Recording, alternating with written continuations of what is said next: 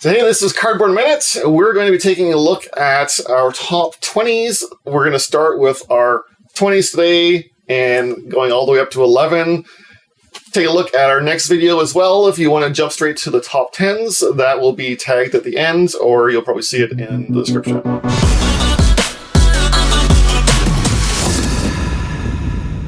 Then hey, I'm Will. Farhan. I'm Nabil. John.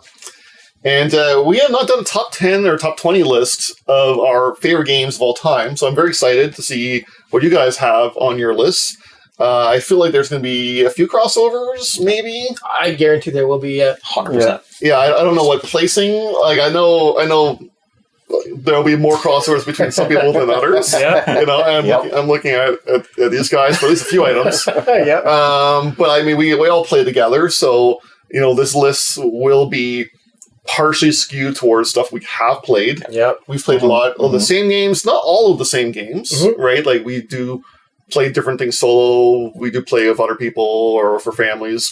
I mean, we've got some widely differing opinions on certain games. That, yes, and certain genres of games or mechanisms of games. There are definitely some differing opinions. So our list will hopefully not all sound the same. Yeah, hopefully. All right. I can So guarantee it. why don't we start with Fran, and then we'll loop back around and just kind of keep that. Clockwise, counterclockwise? Clockwise? Which way? Okay. Counterclockwise. Just to throw it off. Whoever's, Right hand. whoever's Right furthest back on the point track. Oh, there you go, yeah.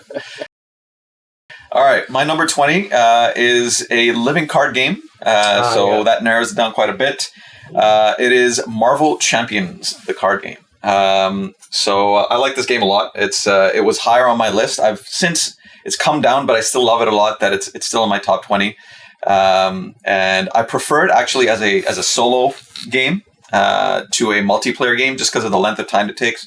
I do still enjoy it quite a bit as multiplayer, but if I had the option, I'd probably play it as a solo.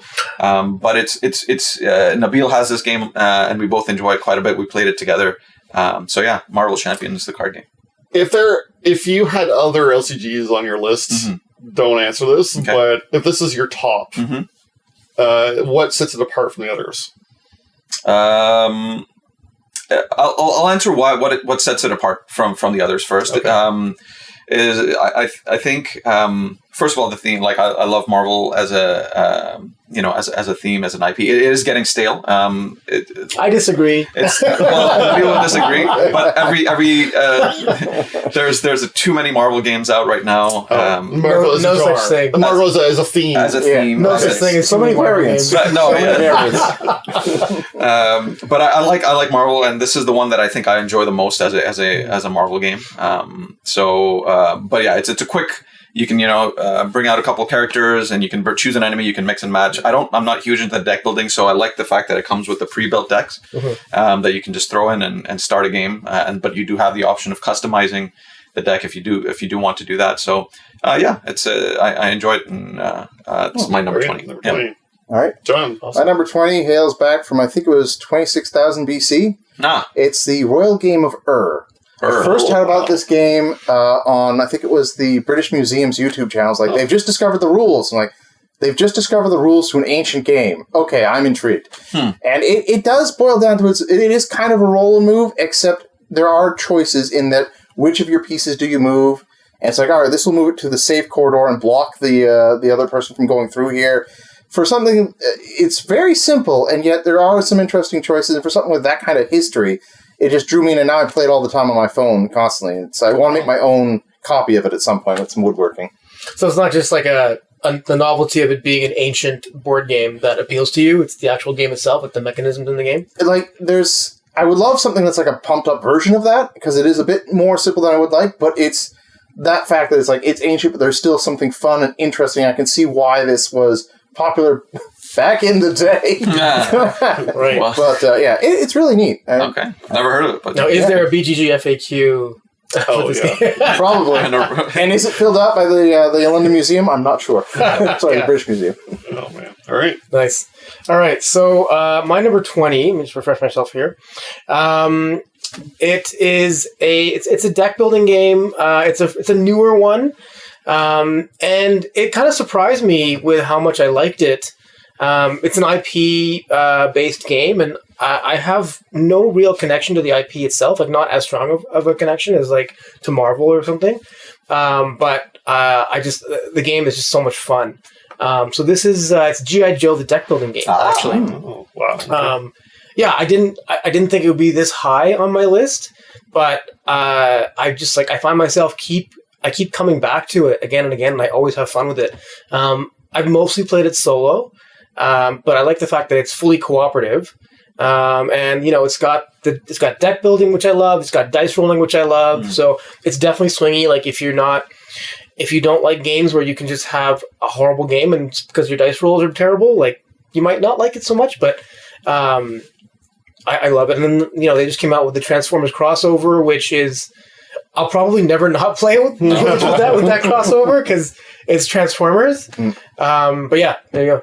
Like, you need to play that one again. We do need to play that one. I need to try that one. Yeah. It's really good. I really like it. But you have to be okay with, like I said, the dice luck. No problem with that. No problem at all. Yeah, for sure. All right, mine has no dice whatsoever. Just a giant stack of cards. I do like dice games. I'm just not good at them. But I do enjoy massive stacks of cards, and even more so now that the expansions come in. This is the Terraforming Mars Ares Expedition. Okay. Not the original. The Ares Expedition, just because of how smooth it is. You're constantly moving forward. Your engine is constantly getting bigger. It's a bit of a drip feed, I guess, in a sense, but it's fast enough that it's just a scale that just keeps going up and up and up until, boom, Mars is terraformed. I love the choosing your what you're doing that turn, and as well as like trying to think what the other players are going to do. It works great as a cooperative game. Even with the new expansions or despite being very difficult as a cooperative game. It's a lot of fun. Solo is great. It's just one that I keep coming back to. Have you tried any of the expansion content yet? I have. I haven't done any video content in the expansions yet. I'm waiting to get some more experience, but I have tried some of the new Crisis mode, where you start off with Mars being completely terraformed. Interesting. But then everything's starting to collapse. Right? Forests are dying and oceans are drying up, and you're trying to stay on top of things. So it is an interesting separate twist. I don't have any real thoughts on which I prefer yet. I will say save it for a future video. I really loved how much this streamlined the Terraforming Mars experience. Oh, yeah. Like, I enjoyed Terraforming Mars. I love that combo feel. I loved everything about it. But there's a few things that were fiddly, and this just streamlined it perfectly for me. I just love it. Nice. Back to me, number 19. This is another IP-based game. It's not Marvel, but it's an IP that I like slightly more than Marvel. Okay, I can guess. You can guess what that is. So it's Star Wars, and it's my favorite Star Wars game. It's Outer Rim. Oh, nice. And this one used to be a little bit higher, but it's fallen because I haven't played it enough. And the expansion just came out, which I just incorporated into the main box, and it's yet to hit the table with that expansion. So I don't know if it improves it or dilutes it.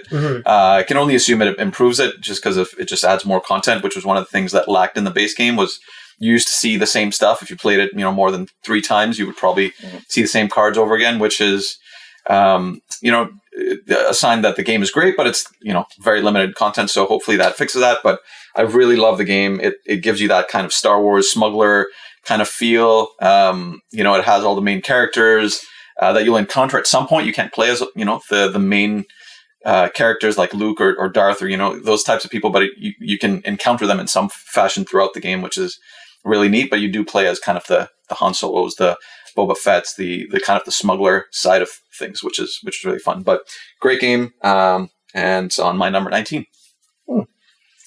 I love the adventure in the box feel of these types of games where you can do a million different things, but you're carving your own path. Yeah. Yeah, you can, have good relations with the Hutts or poor relations, and depending on what your relations are, certain tasks are easier or harder, or you can't do them at all, that sort of thing. So it's really cool, and you can kind of... It's also one of the few Star Wars games that has a low barrier to entry. Yeah. Like Imperial Assault is apparently great, but the base game itself is so expensive, and then if you want to buy the extra content, it's even more expensive. Star Wars Legions, X-Wing, like they're all these big, grandiose miniatures games where you buy one figure and that's the cost of like several other board games. It's too, so this one is like it's an adventure in a box. I love it. It's immediately accessible. All right, there you go. All right. My number 19 is a party game, and it's also a co-op game. I just love how easy it is to teach. How it's always been a hit for for any group that I've introduced it for, because you can enjoy it whether or not you're playing something that's more of a gamer group or less. And I thought it works well with both. I found, which is Just One. Oh, great choice! Absolutely, love it. It's so easy to introduce. You're like, here's the rules. Oh, that's it. Yes. And there's so many great moments where it's just like, okay, the word was the Hulk, and everyone chose green, so all the hints go down. Now the person has to guess the Hulk with Bruce and purple. Mm-hmm. Like, wait, what? Who the heck is Bruce Purple? I don't know. Yeah. And when people, actually guess it, like, how did you guess that? Yeah. Oh, it's so much fun. Yeah, that's a great game. It never goes badly. Yeah. Right? I've yet to have a bad experience with that one. Yeah. Exactly. Awesome choice. All right. Let me see if I can get my number 19 here. My phone is not cooperating. All right. So my number 19 is a game that it was actually one of the first sort of heavy Euro games that I played. And it's definitely fallen on quite a few spaces on my list, mainly because it just never hits the table. But I have such an affinity and a fondness for this game that it still deserves a spot in my top 20.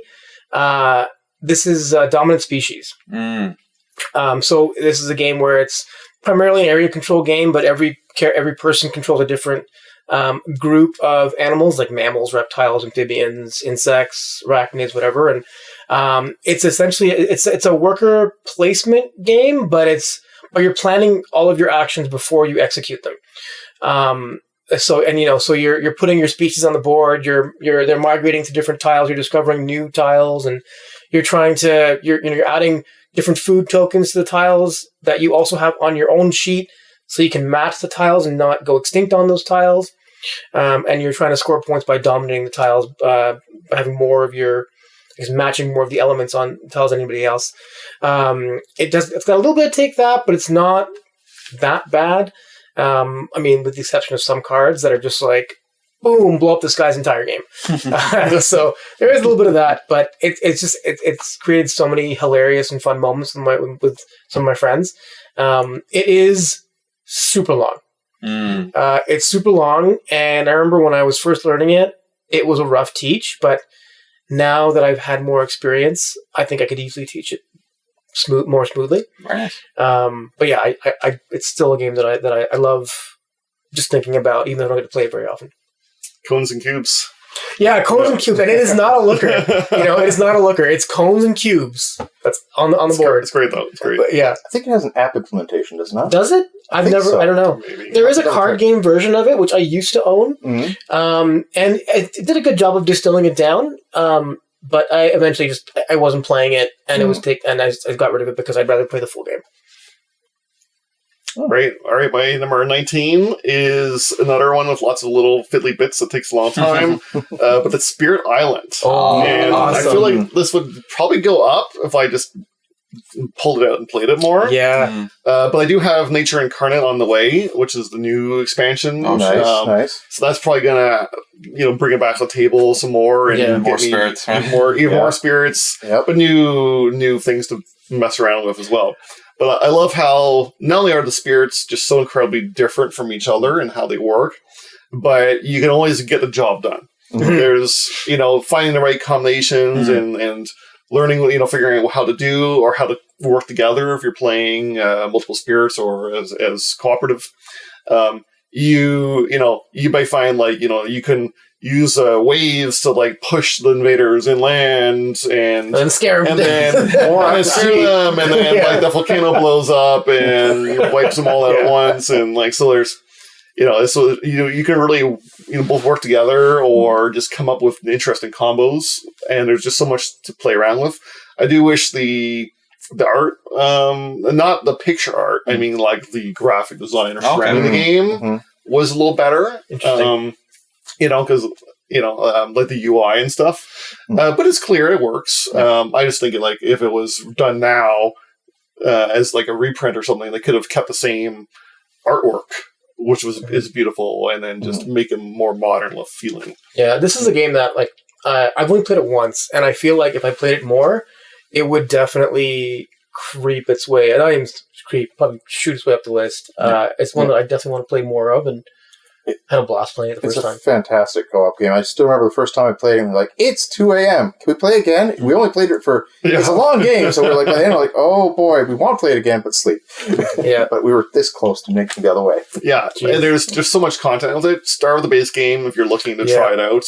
Don't bother with like Jagged Earth or Nature Incarnate. They all add complexity. What about that simple edition that they put out? Horizons of Spirit Island. Yeah. So if you're looking for more of a family version, you're like, if the complexity throws you off, you just want something faster. There is like the Target version, which I think is coming to Canada soon. I've seen it on pre-orders. It's got some pre-order from in several places. Yeah, and that will kind of make it a more friendly, approachable, but still keeps a lot of the feel of the game. Could be a way to branch out into it.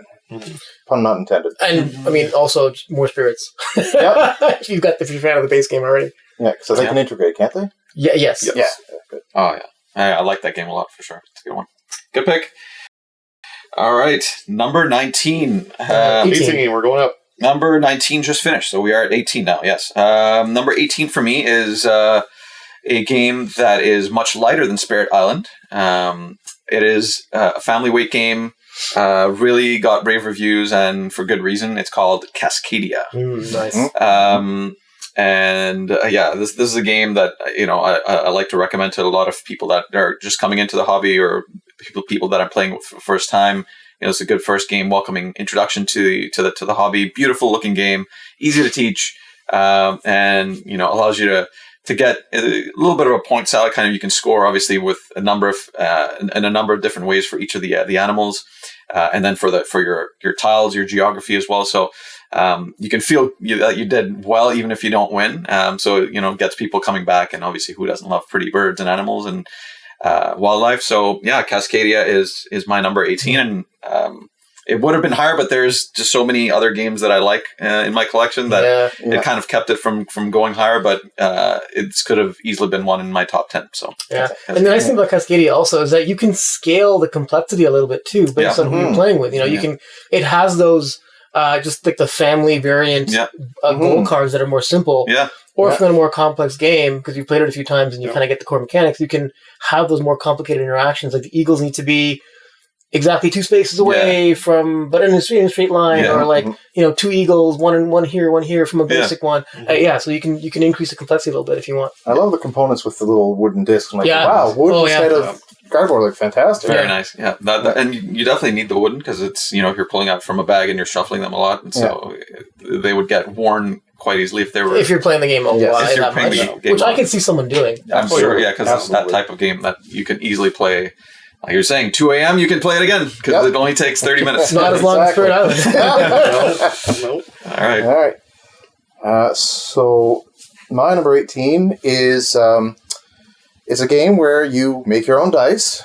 And I think a couple of those. That narrows it down to like probably 3, but no, I'm going with Dice Forge. I really enjoyed it. I know there's some aspects to it that are a bit more fiddly than I'd like, and depending on what cards you do in the setup, you can change in that regard, but it's still really fast. Everyone's always engaged in that you're rolling on other people's turns as well and getting stuff, so you're constantly getting something, which has that nice engagement element, and everyone's constantly rolling on everyone's turn, and I just really enjoyed it. It's making your own dice, changing those the odds of what you're going to get, I found worked really well. I really enjoyed it. Now, I haven't tried it completely with all the expansion stuff. One round with one of the expansions went completely off the rails. Oh, no. And I was like, I'm not sure if I like this expansion as much now. But the base game, love it. And the insert design and the way that it actually integrates with the board and looks like part of it, I thought was just everything about it was well made. And it needed that good insert because otherwise it would be crazy. And the good also news, of course, the dice faces are easy to come off. You use you take one of the dice faces that's already off as a little like crowbar to get the other pieces off. So works really well. I don't know if we're going to have issues in the long run with faces falling off. Okay. But I don't think so. I mean, you unstick and stick a block of Lego how many times before it stops working? So, right. Same idea. I'm surprised Dice Realms didn't make it up since we played that more recently. Well, we'd only played that once multiplayer, whereas I played so much Dice Forge that... Gotcha. Yeah. And the look. I mean, the actual... Sure, it looks art, better. Yeah. It looks way better. Yeah. I haven't played Dice Forge, but it's not hard to look better than Dice Realms. Ooh. Ouch. Shots fired. All right. Let's move on. No, number 18 for me. So this is a game that I was like, I don't know how I feel about it. Because it's a huge table hog, and I felt like it was a little bit more complex than other games in the series for that game that game is in. But as I played it more and as I played it solo, I was like, yeah, this is my favorite in the series. So this game is Dinosaur World. Okay. Dinosaur World. I'm a huge fan of dinosaurs and animals and prehistoric things. As you already have 2 dinosaur games in your I've got 2 on my and it may not be the last one. We'll see. It's you're building up your park, and then you're giving tours of your park with your Jeep. I will not call it a Jeeple. Jeeple. It is a wooden Jeep. It says Jeeple in the robot. It does. It does. It's officially a Jeeple. I refuse to accept that. But yeah, I love some of the hilarious tiles you can build, the Velociraptor cooking station or whatever. Yep. It's got a bit of Raptor burgers. Yeah, it's got a bit of silliness, but there's a lot of really good strategy in there. There's a large decision space, but you need a lot of table space for it too. Mm-hmm. And the solo is excellent for sure. So there you go. Also, the heat transferred acrylic dino meeples. Right. Are those base game, or is that... I think that might be a Kickstarter exclusive. Those are Kickstarter, Solo's Kickstarter, so none of those are in the retail. That is true. Yeah. None of those are retail, but both of those things elevate the game for me personally. It's too bad that they're not in the retail. I know. Solo games that aren't in that's a whole other video. That's an whole topic. Yeah. Do not make your solo mode Kickstarter exclusive. Please. No. Yeah, there's too much popularity of solo. Yeah. Maybe we're biased, but there's other ways to get. Well, at least make it like a print and play version that you also print properly in the Kickstarter. Perhaps, or if you need to make it, for if you need to do it post launch and actually have us be able to buy it. Yeah, fine. We're happy to be able to spend money. We're going to do a whole other video on solo experiences and more about the mechanisms of what makes a good solo, what doesn't make a good solo. And we definitely have thoughts about that that we were sharing. Absolutely. We've got opinions. All right, and my number 18 favorite game of all time is Santorini.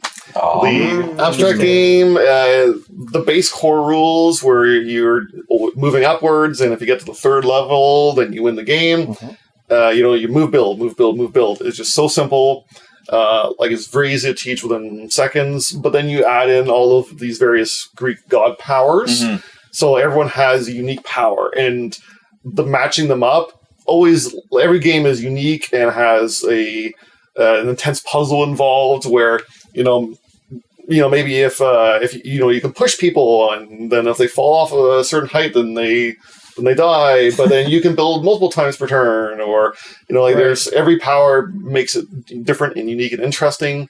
The components look great too. This is the kind of game you can leave out on a table and it'll look great. And I'm very excited for the new Kickstarter that's going to add not just new gods, but a whole puzzle system, essentially. Whether it's co-op or solo, but it's basically a set of expanding puzzles where you are trying to figure out how to do what you need to do. It's always been fun.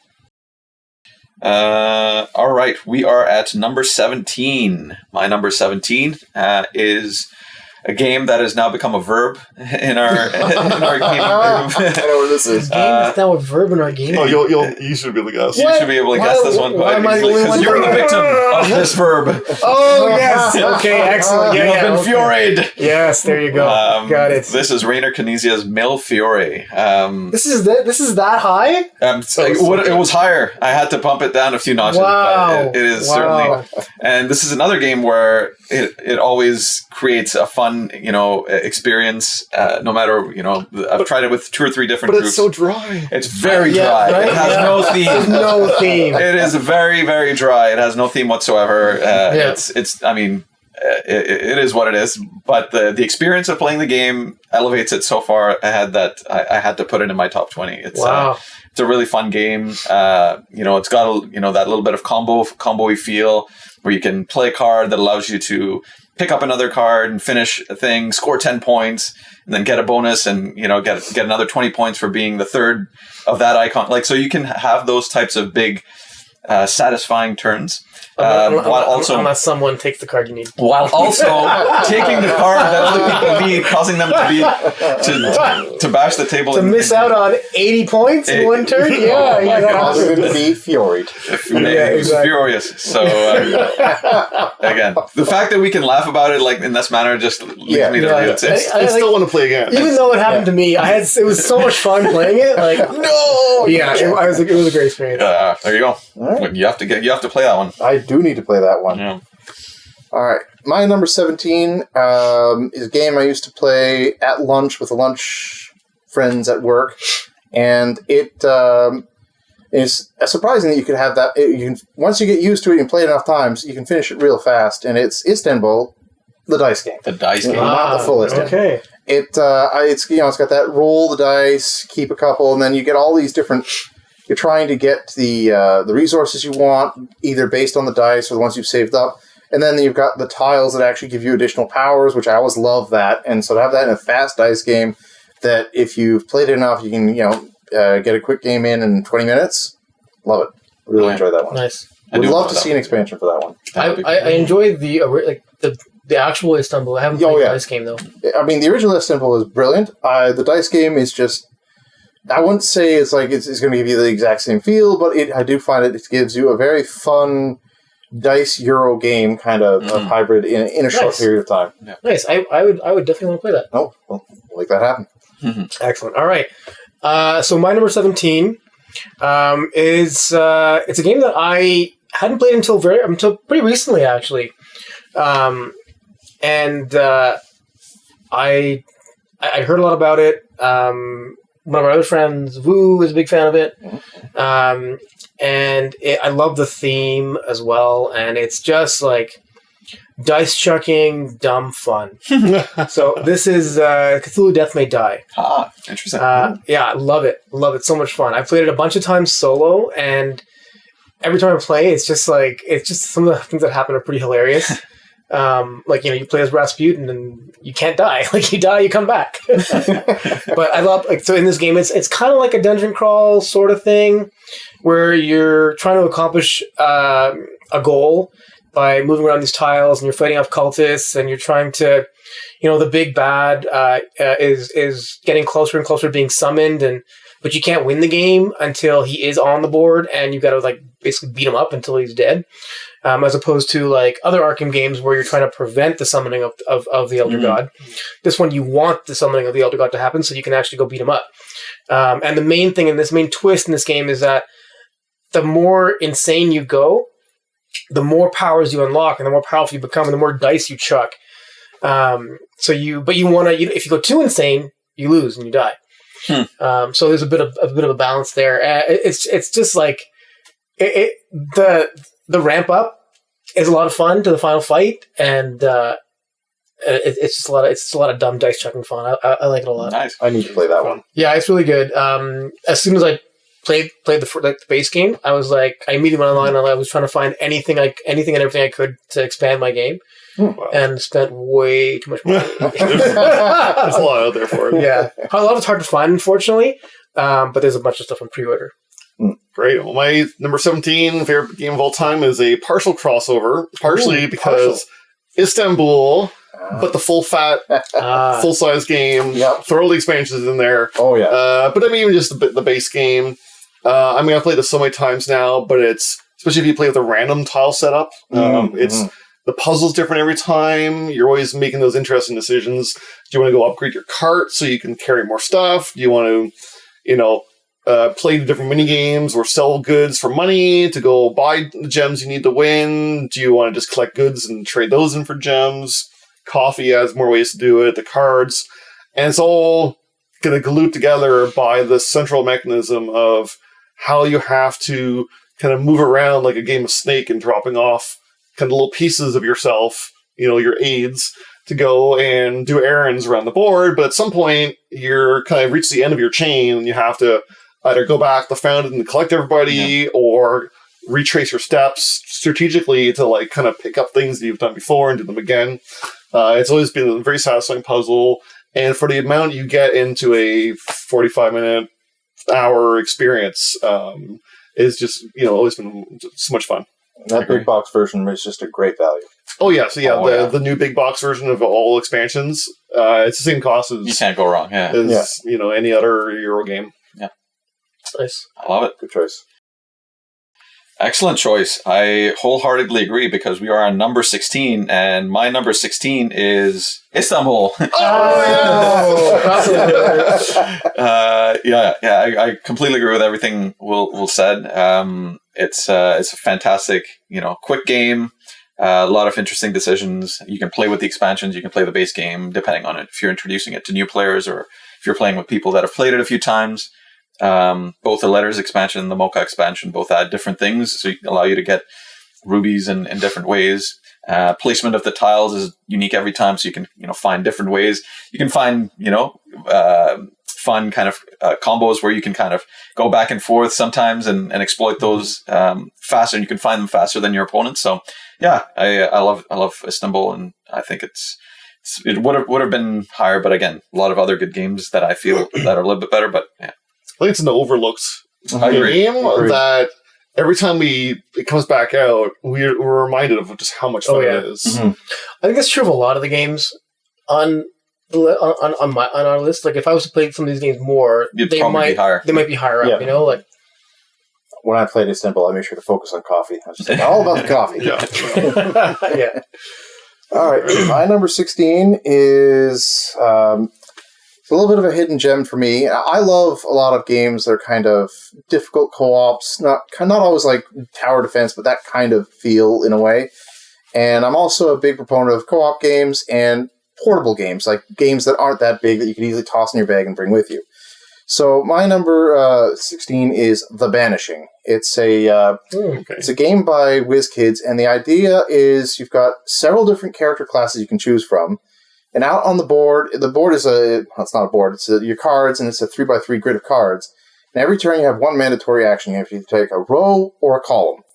And that will have runes, which are how you use your normal abilities or special abilities, and enemies. And if you take the enemy, it's defeated, but it automatically wounds you, equal to its value. So you're trying to manage your health while also...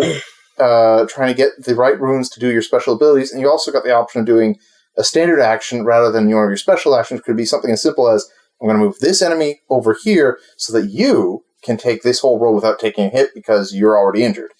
And it's a co-op game? It's a co-op game. Ah, okay. And so there's a certain addictive quality to taking the column or row, and it's just kind of fun and fast, and then you're trying to just make it through, because it is difficult, and it's fun solo. Even though the box says 3 to 5, there's an easy 2-player variant and 1-player variant. You just remove a certain amount of runes, and it's still really fun, even with 2 or 1 players. So that's The Banishing. I really enjoy it. Yeah, I need to try that. Haven't tried it, for sure. That reminds me of that mechanic in Cat Lady. Where you either take a row or a column. Yeah, that's competitive, but it's a very light game. This takes that formula, or I don't know which came first, but sounds fun. I'm not sure, but it's fun. I will say I would love a new edition with upgraded art. The art on the characters is fine. The actual art on the runes and the monsters is very basic, stylized, plain. I would like something with a bit more pizzazz, but I still really enjoyed it. Nice. All right, so my number 16 is quite possibly like the most polar opposite to my last pick, Definitely Die. And it's Life May Live. No. Yeah, exactly. It's a very very chill, very calming game where you're drafting cards off a board using these tokens, and the token tells you which card you can take. So this is a game called Meadow. I did. Really love this game. I love all the artwork on it. You're taking these cards to then build out your meadow in front of you. And you can place more ground cards. You can place cards up in each column. And different cards need different cards already in your meadow to place the new cards. Some of them have like adjacency rules. But it's very like it's got a good decision space. And it's very pleasant to look at. It doesn't require a whole lot of brain power. I will say it's a bit on the long side. Like it's like one round too long. And then the expansion just came out here in Canada, downstream, and I really like the expansion. I think it adds it's some interesting combos that you can pull off, and it kind of gives you that feel, that roll and write or like Mille Fiori feel where, okay, I'm going to take this card, let me do this, and then I can do that as well, and then I get this reverse, and then I get a bonus goal, and so it's just I always have a fun time playing it, and on top of that, my wife also loves it, which means it gets to the table that much more often. Sweet. So that just elevates the game for me almost immediately. All right, Meadow. My number 16 favorite game of all time is Gaia Project. This is a big beast of a game, but there is just so much to love in this. And this is my preferred of the grouping of Terra Mystica, Terra Nova. I've not tried the new Age of Innovation yet, which is supposed to bring kind of some of the flair from Gaia Project into Terra Mystica. But anyways, everybody starts off on a map. We're all very unique, different races living around the galaxy, and we're trying to kind of spread across the galaxy and convert plants into things that we would like, but there's direct competition for plants. There's no fighting. It's not a war game. It's just a straight Euro game. But everything you do is just so satisfying. Where you're building a new building, it's unlocking, more production. But then you're, gaining new technologies. And every faction, which I think there's something crazy like 12 or 14 factions in the box to choose from, all have very unique, interesting twists that break different parts of the game. Maybe one faction is like a bug hive mind where they spread differently. Instead, they're one big giant group that spreads out. Or maybe you are a super brain faction where there's like a mother brain that is like spinning around in the resource circle and does extra things in there compared to everyone else. They're all different and they're fun to play around with. Nice. Yeah, it is a good game. Gaia Project. All right, number 15. So these two games back to back were on my list, and I kept going back and forth, and I put this one a little bit higher than Istanbul, which was number 16 on my list. Similar mechanics to Istanbul, but I think it's just got a little bit more depth, I guess, but it also adds a significant amount of analysis paralysis. 5 tribes. You got it. 5 tribes. Yeah. So I love that game. It's gives me the same feel as Istanbul, but it's more of a little bit of a deeper game, in my opinion. It takes a little bit longer, but not a whole lot longer. But same concept. Dropping off pieces, picking up pieces from one part of the map, dropping them off along the way, and then wherever you end up, you get to do the action of that tile, and then you pick up a piece, and then you do the action of that piece, I believe. So, and then all the pieces have different abilities. You score them in different ways, and then the expansion adds a purple piece, that's why I put it one notch higher. No, just kidding. No, so the expansion adds another piece which does certain other abilities. So yeah, I really dig the feel of both these games. 5 Tribes just end up a little bit higher, but highly recommend 5 Tribes, number 15. Have you played with Whims of the Sultan yet? I have not played the Sultan one. I have played the Artisan one, I believe, is the one that adds the purple piece. Yeah. Interesting how both of those games add an expansion that includes a barricade that prevents movement. Yeah. Right? The coffee adds a barricade. Yeah. Well, the central mechanism in the game is basically a moving puzzle. Yeah. So it makes sense that, to spice that up a little bit, gives you one, a barrier. Sure. You got to work around. If it's too broken of a combo between two things, then you can. Although in 5 Tribes, it's harder because people will move around pieces more often. So. Oh, yeah. So it's harder. Great game. Yeah. My number 15 is another co-op game, another card game, Heroes of Tennefer. which was a good one. Yeah, yeah. It was. It's kind of like a.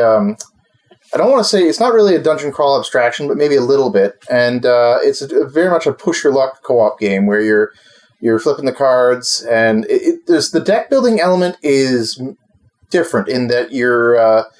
If you defeat the enemy, you take that enemy, and the opposite side of it's got a value to it and an ability, and so that's now part of your deck. And it's definitely not like your standard deck builder, and also hard to get here in Canada. I had to import it from Belgium. It was cheaper importing it from Belgium than from the States. I was like, all right. They did put out a free print and play of the base game that I tried out before.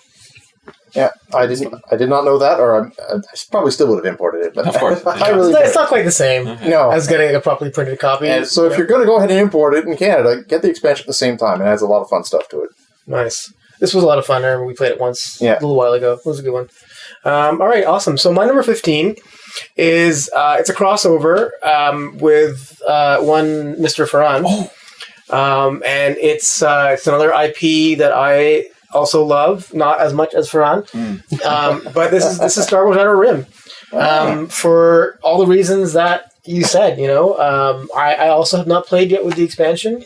But yeah, like the game, it needs more stuff. And that's what, Unfinished Business adds, which is, and it just came back in stock in a lot of places here in Canada, both the base game and Unfinished Business. It was like, as soon as Unfinished Business was released out, it was gone. Yep. Everywhere. For a long time, so it's hard to get. But yeah, it's a phenomenal game. Again, I do think that it can be a little bit long. Yeah. But that can easily be fixed so it's a race to 10 fame points, and the way you get those fame points can be any number of different ways. Like, you can do smuggling runs, you can do, pick up and deliver, you can collect bounties, and deliver them to wherever they're trying to go. But you can easily just play till like 8 fame or 7 fame or whatever, right? Yeah. And you still get the same core feel. experience. But like, you really feel like you're in the Star Wars universe. You're Han Solo doing the Kessel Run or whatever, right? Yeah. So yeah. Upgrading your ship, and then you're a Corellian freighter, and then you upgrade it to you get the Millennium Falcon. Yeah, right? it's really cool. Is Dash Rendar in the game? Yeah. Dash Rendar? I think he might be. I don't know. Might be the expansion. Oh, maybe. All right, my number 15 favorite game of all time is also a game where it's a big open sandbox, and you have a ship, and you are going around, except this is 20,000 Leagues Under the Sea. This is Nemo's War. Oh, not what I thought. I would have thought. So this is Nemo's War. Again, big sandboxy game. You are really kind of set on a path a little bit at the start of the game because you have a kind of an aspect tile that will score things differently, and that really shapes what you're trying to do in the game and the entire feel. So if you want to do like a more of a humanitarian kind of aspect, now you are like helping set up colonies and you're like searching for treasure, or if you want to be a more militaristic, now you're going on like ramming runs and you're blowing through military ships. Huge sandbox, but there's so much fun things in here where you're like deep sea diving for treasure and you're upgrading your ship and upgrading the torpedoes or the hull strength so you can go deeper. Or there's just so much neat things to do in this, and every game feels different. Especially if you have the ultimate box or the expansions. There's a ton of extra cards and things in here, so you're not going to see the same challenges more than very often. And every time it's just you just want to get into that. You get into that exploration, deep sea feel and theme. Nice. I have not played this one, but I've heard a lot of good things. I've come this close to picking it up on the market so many times. Yeah, the Ultimate Box and the expansion, and one of the expansions, the newest one, does add a competitive mode where another player is playing as like a military captains controlling ships. I've not tried that yet. Predominantly, it's just a solo game. That's what I've heard. Everyone who likes the game says that they just play solo. But I haven't tried. It's a brand new expansion. I haven't tried yet, so I can't say anything about that. Nice. All right. We are now at number 14, I believe. Correct. Yep. Correct. So number 14 is a small box, 2-player only card game. But I love it enough, even though I don't play 2-player nearly as not enough anymore because we have a nice group now. Ooh, I think I know what this is. Yeah, it's air, land, and sea. That's not what I thought. That's not. Great choice, though. Great choice. It is. I've always had a fun time with this one just because of the sheer tension that this game brings to every play, and it allows for smart plays. And every card has a counter almost. You can play things face down and then reveal them at the just right time to give you that one leg up. Always goes down to the wire, and the expansion adds slight tweaks to the cards and slight new mechanics, but not deviating from the core formula of basically you're competing over 3 territories, air, land, and sea, but it adds 3 different ones, and then whoever wins 2 out of the 3 takes that round. But you're not out of the game until you win the war, which is 12 points, or you can play to however many points you want. But yeah, fantastic game, love it, and it's my number 14. And what really sets this apart, I mean, like it's masterfully designed, but the fact that you can bail out early, to not reward your opponent as much points, that's huge. Is like that's the difference between sitting down to a quick card game versus creating like a meta game that's going to take you over multiple plays where it's like, okay, he did something like this last time. Is he going to pull this trick on me again? I'm going to bail out. It was a bluff. He couldn't, you couldn't do it. Like it takes it into more of an experience than just a simple card game. Yeah. And if you don't like if you turn up by the war theme, there's also the animal version too. The animals are still a war though. It's still a war, but it's like it's cartoony. Animals. So it's a little less, I guess, offensive if that kind of doesn't. If you don't, if that's not your thing. Yeah. No, it's cool. Yeah. So my number, we're at 15? 14. My number 14 actually has a certain element of that pull out of the war element, kind of. If you've played the card game within The Witcher, aka Gwent, then you may have an idea of how this game functions, and that's Condottiere. It's there's a little bit of area control, not really. It's just more of a way to kind of count the battles that have been won in the card game, the card battle aspect.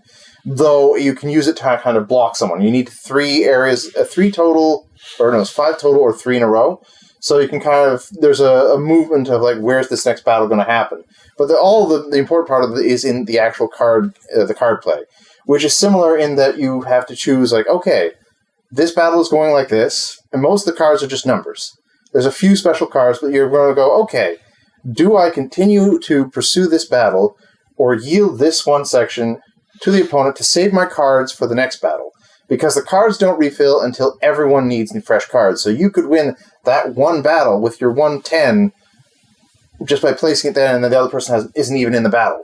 There's a really interesting dynamic of when do I stop playing in this fight to just maybe win the next one. And it's really fun. And it's nice and portable. It has a good player count range. It can be from 3 to 6. I think it's 2 to 6 actually. And then I got the new edition recently from who published that one? Well, I prefer the Fantasy Flight one because it's really small, and for the amount of game you get in that small package, it's amazing. What is it called again? Condottiere. Condottiere. I don't know if I've heard of it. Yeah. For sounds interesting. How do you call it? It's an older game. Yeah. There was I think the re-release was in 2016, I want to say, or 2017. Cool. For a long time, it was hard to find, and then there it was. Nice. Excellent. Have not played that one. All right, so my number 14? 14? Is another dice chucking game. Yes. But it's a little different than my previous dice chuckers. It's often referred to as Battle Yahtzee. So if you're familiar with Yahtzee, it's got that you roll the dice, then you get up to 2 rerolls, and then whatever you're stuck with, you get. So this is Dice Throne. So it has that same Yahtzee dice rolling mechanism, but each person takes a unique character, and it's mainly like a head-to-head fighting game. Although there is an expansion for a co-op version, which is okay. Mm-hmm. But the main way to play this game is like a 1v1 or, it's quick, even like a team game. Punchy. It's quick and literally punchy, yeah. Mm-hmm. So you're rolling a bunch of dice, you're trying to get symbols, then activate your powers, and then do damage to your opponent. But there's also some really interesting card play on top of that. Mm-hmm. There's cards that let you gain more of the resource you need to use some of your abilities. There's also cards you can use to defend against your opponent's abilities. So it's got that really interesting card play too, and all the characters are unique, and it's not just your like generic fantasy characters where it's like a rogue and a barbarian. No, they're a little bit more interesting than that. And there's also the themed one, the Marvel as well. There's a Marvel one, which I also like. Of course you like. And there's like a Santa Claus versus Krampus, versus Krampus, So weird. and like there's so much they can do within the system. The art is phenomenal. The production quality is phenomenal. It's so much fun to play the game. So thanks, Ron. My number 14. I almost agree. With that card play, I'd almost call it Yahtzee the Gathering. Yahtzee the Gathering. Yeah, you know what? That's not a terrible analogy. Yeah. Fantastic game. Yep.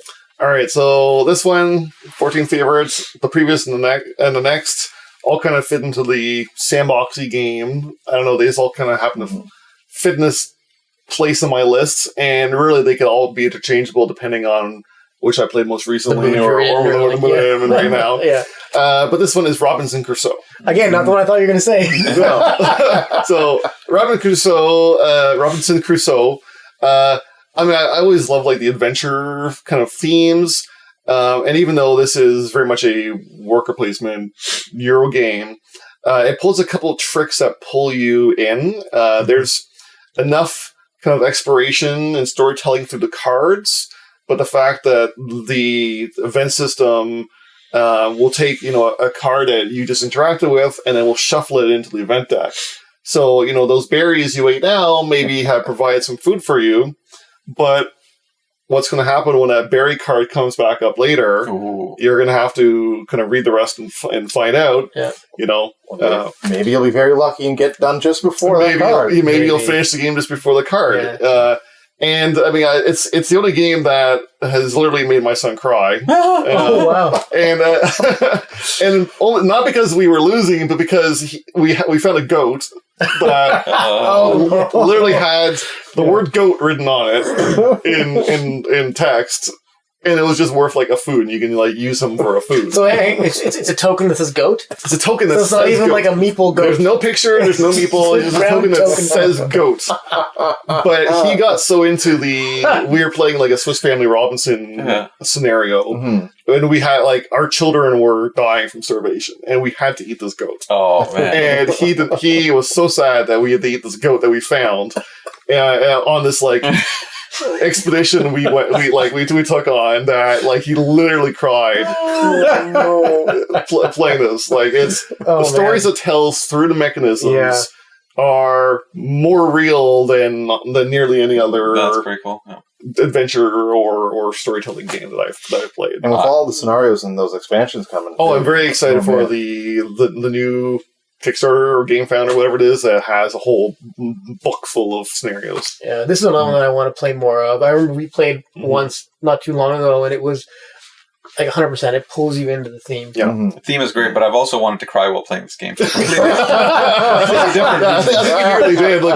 Oh my god! I think we had our quickest ever loss in this game because we had to set up right away because we got the first event or something just kind of wiped us out. So it's a little too punishing for me, but the theme is second to none. I think. Really high highs and low lows. Yeah, for sure. Alrighty. 13. Number 13, lucky number 13. We are going to the west.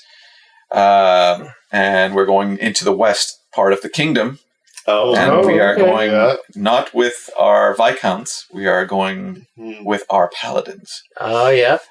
So Paladins of the West Kingdom is number 13 on my list. It would have been higher, but it's a little too, I guess...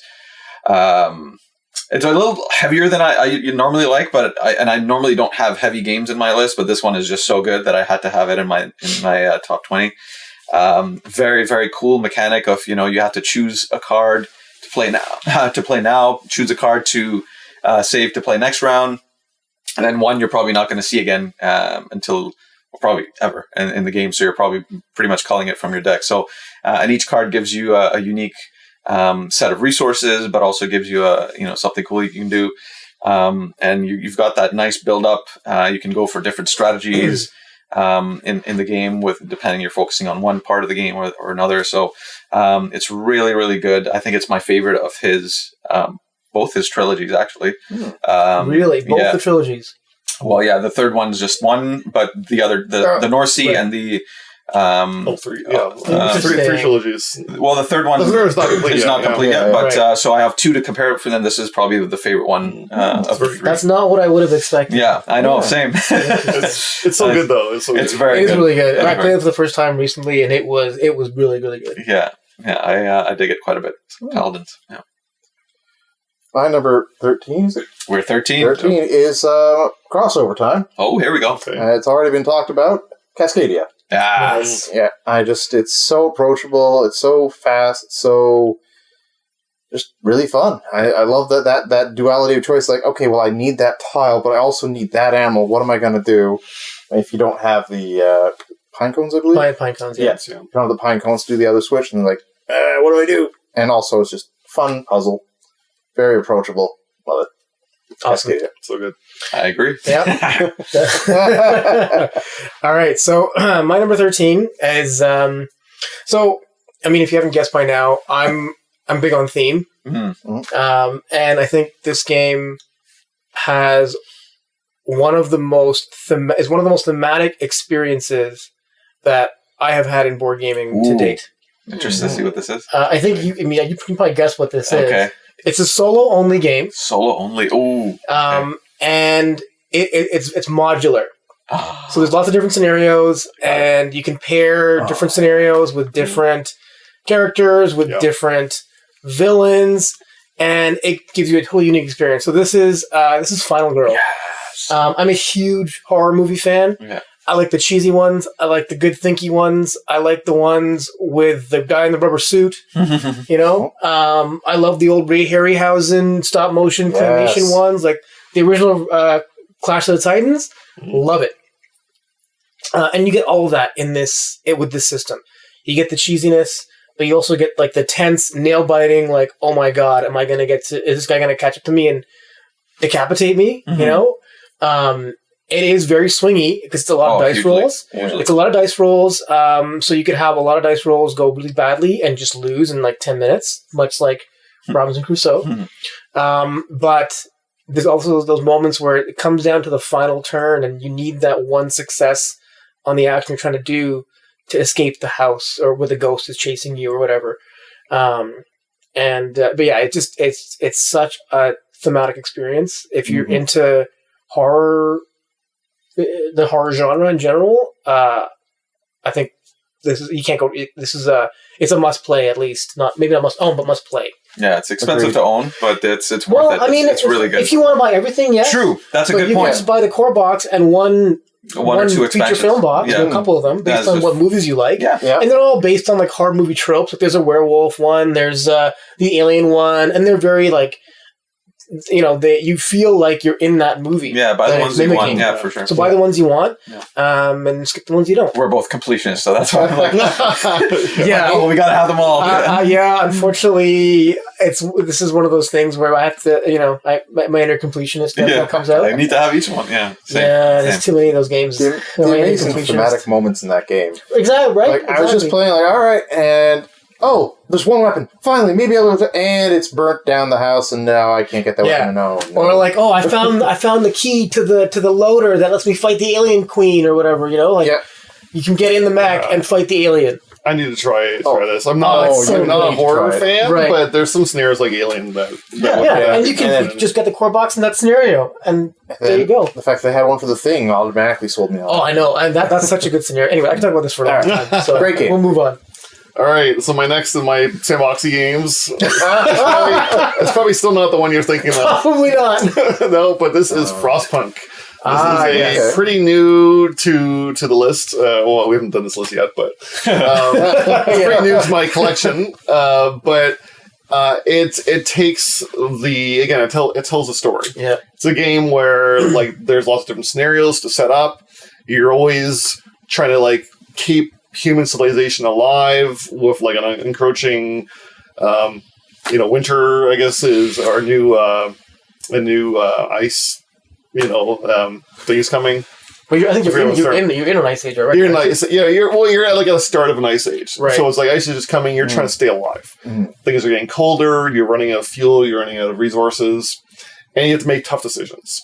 And does the same thing that Robinson Crusoe does with the story cards that get shuffled back in the event deck. But the choices here are also occasionally heart wrenching. And it's like which side do you pick?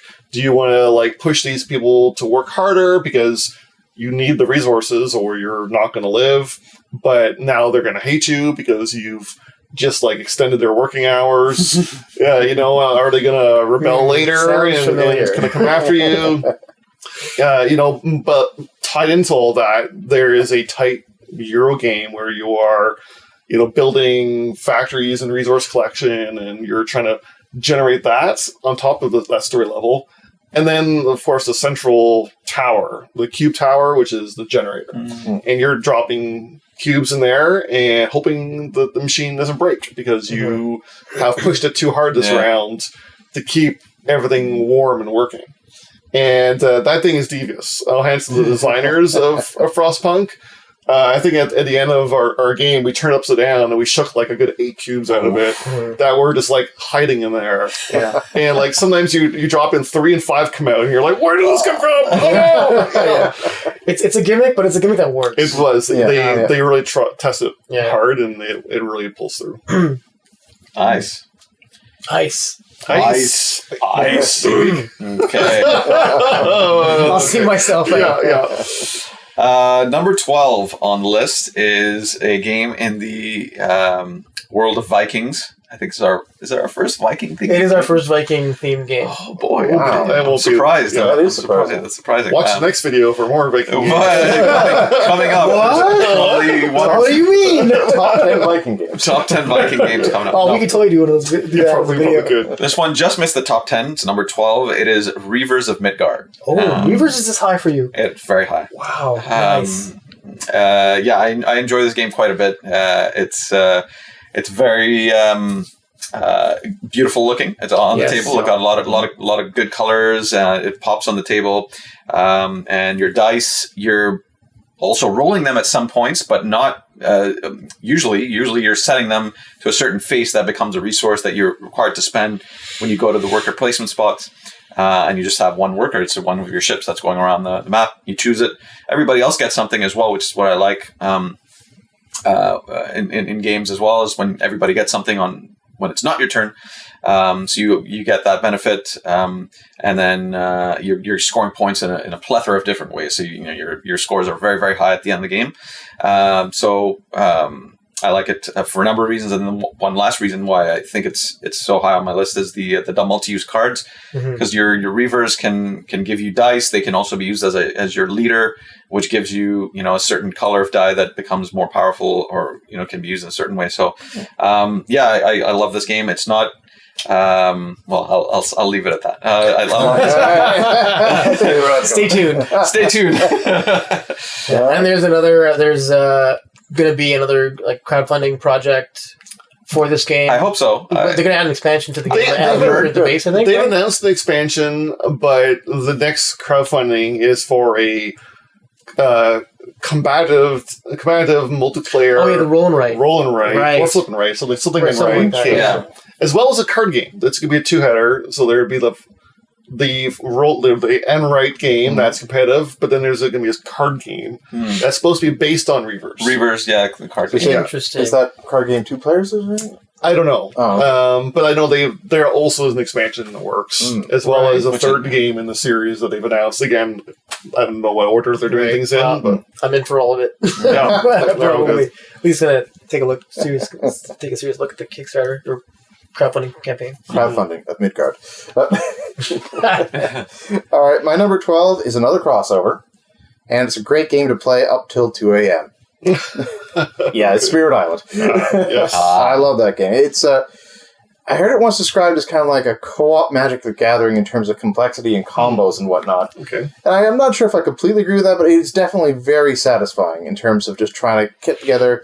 And those moves that you make, the big moves, feel great. Yeah. It's just like when you make the combos and you team up with someone else and you just pull off an amazing move and turn the board state around from you're losing to winning. It just, great game. Awesome. Yeah, I love it. Okay, so we are now on number 12, if I'm not mistaken. Mm-hmm. So number 12 was a bit of a tough decision for me. It's kind of shifted up and down and up and down and up and down between my top 10 and my top 20. And I think I landed on it here because there's other games that are similar that I like more. So this is a worker placement and deck building combination. And it has been described by some people on this couch as a worker placement knife fight. And I agree with that. This is Dune Imperium. So it's that combination of worker placement and deck building. It works so well together. It's two things that I really like to begin with, but it works really well. And again, it's a race to 10 points, right? Mm-hmm. And you need specific cards in your hand to be able to go to specific worker placement spots. But there's not many worker placement spots. So if someone takes the one spot you need, it can be devastating. But there's ways around it. You're never really out. Mm-hmm. And then there's a whole combat phase as well at the end of every round. And winning those combats can be huge, but you don't have to win them all necessarily. So you really have to decide, okay, do I want to go heavy on this combat and then not maybe miss out on the next one? So there's so many interesting decisions to be made and ways that you can build your deck and, or have a lean deck. It's such a good game, but I think it lands a bit low out of my top 10 because of how tense it is. Mm-hmm. It's not a game that I am necessarily always in the mood to play. Mm-hmm. But it's also a phenomenal solo experience, and it's got the app that you can use, which works super well. You don't need the app. You don't need the app. It comes with cards in the box to play solo, but the app is a really good implementation of the solo mode. If you're into that kind of thing as well. Yeah, and we have a playthrough where the three of us played through just with the X expansion. Yeah. Say that 10 times fast. And although I think we made a couple small mistakes, but it's still a fun playthrough and we had a great time. Oh, it's such a good game. I will say a knife fight makes sense in the Dune universe. Right. It's a vibro knife fight. Exactly. It's a Chris knife. Phone booth. Chris knife. That's the That's the other thing. Like I'm big on theme, but I have no connection to the Dune IP. I've never read the books. I've watched the new movie. Mm-hmm. I haven't watched the original one. But I was never a big fan of it, but the game is so solid mechanically. It's phenomenal. Yeah, I would definitely agree with that. It's a very good game. All right, my next one I think would probably go higher. My number 12 favorite game of all time. Of course, we've played thousands of games, so this is still extremely high ranked. Because I know some, I'm going to get some flack for putting it this low on my list, but the expansion is going to make it go up, and that is Ark Nova. Ooh. Okay. And again, huge deck of cards. Finding the combos. You do have to know going in that your starting hand is not likely to get built. Like, don't hold on to that one card because you needed it. Just go with the flow and do what you can. But it's just so much fun to build out your zoo. You're creating pens and this little hex map puzzle. But then you're getting all these neat animals and finding cool combinations and I'm sure we'll hear about some more. but love it every time I played this. No comment. The solo works very well too. It's such a great game. It's a good one. Good pick. All right, number 11, our final pick of this round one of 20 to 11 is another worker placement game, another deck building game. A game that often gets compared to aforementioned Dune Imperium. It is Lost Ruins of Arnak. Endless Winter is the third game in that category. A little lower down. Maybe or higher up. Who knows? It won't spoil anything. But this one is Lost Ruins of Arnak. But I will say with a caveat, it is only 11 with the expansion that recently got released. Not the newest expansion, but the leaders expansion. Without the expansion, it'd still be a very, very highly rated game for me. But the expansion, I think, just elevates it a notch for me. It doesn't add complexity. It just adds unique abilities for each player in the game. So each player has a unique leader that does something, gets you abilities or gets you resources in a different way that I think sets it apart for me. You don't have to play with it. It's still a fantastic game. But with that expansion, it's really cool. And it lands at my number 11. So. Awesome. Yeah, I'm sure we'll hear about it some more. Great game, great production on that one too. It really looks nice. It's a very I will say the base just out of the retail, it wasn't a Kickstarter, so it only came to retail, and the resources in that game just out of the are really really one of the best I've seen in a retail game. All right, my next game that goes up to 11 is The Loop. The Loop. I really enjoyed that one. I love co-op games, and I'm not saying. I've heard some people say, "Oh, it's the next Pandemic." I'm like, I don't know about that, but it just does so much that I like in so many interesting ways. You've got instead of the standard, let's flip a card and see where things come out. You've got a little cube tower that will spit out the cubes you drop in one of 3 locations, so you have some information where the problems are going to be. Mm-hmm. And you can risk it on, hopefully it won't all go here, and let's push our luck on that and focus on these 2 spots. The whole game is about your time travelers trying to stop the Mad Dr. Foe. I believe that's how you pronounce it. It's a French spell. Yeah, it's Foe, so I assume, F-O-U-X, so Foe. Fake in French. Yeah, and he's got a whole bunch of little... much like in Loki variants wandering around, and you have to push them back into their time period to get rid of them, or some of your abilities will let you just get rid of them outright. Different abilities for each character you choose, and it's a little bit of deck building in that you get cards when you complete stuff, and then that'll go into your you stop this place, or I'm trying to remember when you get the cards. But anyway, you do get cards, not as many as you'd like, but the neat thing about them is they all have different symbols on them, and when it's your turn, you activate all the cards with the matching symbol, so you can do some really cool loop things, and it's just there's a lot of good hooks into it. Fun co-op game, really enjoyed it. It's very fun. I don't think it's going to replace Pandemic in popularity. No, maybe if it came first, it would have. Yeah. But it's an excellent game. Yeah. I was less of a fan of this one personally. I'm not a huge fan of Pandemic. Right? Oh yeah, okay. But also the art style, it didn't land with me. The art style is very polarizing. Yeah, and the theme also does nothing for me personally. But I can see why it is. Yeah, it's popular. It's the mechanics. That's what I really like about it. Yeah, nice. Okay, so my number 11 and last one for this list is again it's one that I deliberated on. Does it belong in my top 10 or not? It's one that I've played the app a lot. The app is really, really good. And it's generic fantasy themed, but not in the way you think. In this game, you're creating a character, by picking dice that have been previously rolled. This is called Roll Player. Mm-hmm. So ROLL player. And it's essentially like you're trying to create a D&D character. So you get a character class, you get a backstory, you get an alignment card, and you're trying to draft these different colored dice and place them in slots on your board, and the different slots correspond to different stats that you would roll up in D&D. So intelligence, dexterity, strength, charisma, constitution, and something else. I think that's all of them. Yeah. I don't know. Anyways, and so you're trying to put them in a specific order to get the colors in each row right for your backstory. Yeah. And you're also trying to get the alignment correct for your alignment. So you have a cube that moves on a smaller card, and the alignments are like chaotic, neutral, or whatever, like D&D.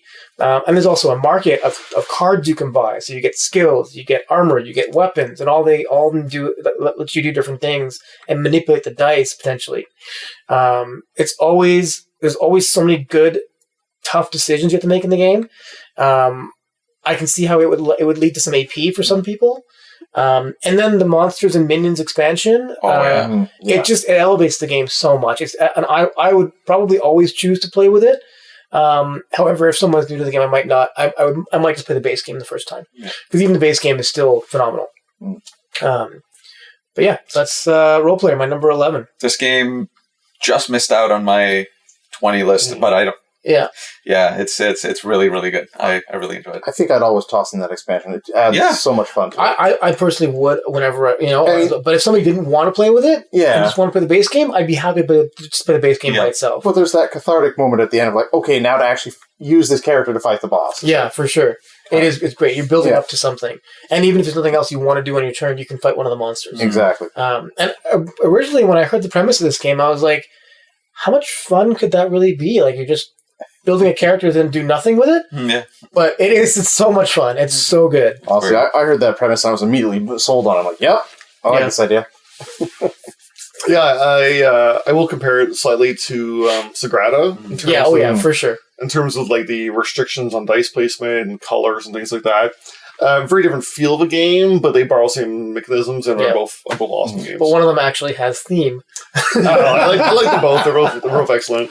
But one of them has pretty dice. They both have pretty dice. Oh, that's true. The Role Player dice are pretty. Their colors. Well, transparent. Yeah, one of them has candy-like. One of them has a new Legacy game coming in soon, which the other one should have a Legacy game. Well, it's got the Role Player Adventures game, which gives you the illusion of making decisions. Yeah. All right. My number 11 to finish it off. For this video, you'll have to watch the 10 to 1 coming soon. My number 11 is one that I think we all love here. I don't know if it's going to place anyone's lists. I already hate it. Likely it's lower. I'm pretty sure you guys like it slightly less than I do. But this is one that is also very similar to one of my favorite genres of video games. And it is represented by every turn you have a bag full of pieces and you are reaching in and pulling them out. And those bullets are coming down the sight, and you are dodging them and trying to clear them. Yeah. This is Bullet Heart or Bullet Star is the other box. Either of them it's the same game, are great. It's the same game, both different characters. Yeah, and the push your luck mechanism of like you're gonna have to get through all the bullets, but do you want to keep drawing more so that you have more to work with? Or do you want to like clear some off first to make it a little safer and then keep pulling some more? Every round is intense. If you're playing multiplayer, it does kind of like the multiplayer Tetris type thing where the stuff you clear goes into the pile of your friends to the left. And then he's got more to deal with in his next turn. And you can do some nasty things to set up, a whole bunch of pinks or something that come through at once and just come barraging down his side and hit his character. Or you could play it solo in the standard mode, but there's also a boss battle mode. Oh, I love the boss battle mode. It's so good. Every character, and there's 8 per box, has a opposite side that is a boss version of that uses essentially the same mechanisms as their main character, but a boss version where you are cooperatively fighting against.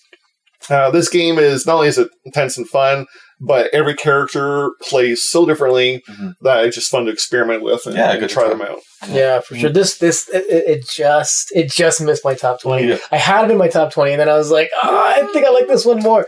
But yeah, and it's got the dedicated theme music for free on. That's right. Great. And it just every character. Every character has their own theme music. Every character has their own theme, and they're timed to the 3-minute round time. Yeah, exactly. So you can start it, and then when the song ends, that's the round. That's the round. I need to play the boss battle mode. I will say, when I first played this game, or when I first read the rules, some of the terminology I had a hard time wrapping my head around. Like, there's the center. Yeah, there's the sight, and I was like the currents. The current, like what are these? What do they mean? But once you do it and you've seen the flow in a couple rounds, it makes sense. Yeah, it's a lot of fun. Yeah. So thanks for watching. This has been our 20 to 11, and we will be posting our 10 to 1 coming soon. So tune in to watch our top 10 favorite games of all time for at this point in time in 2023. This is Cardboard Minute, and keep playing more games. See you next time. Cheers. For now.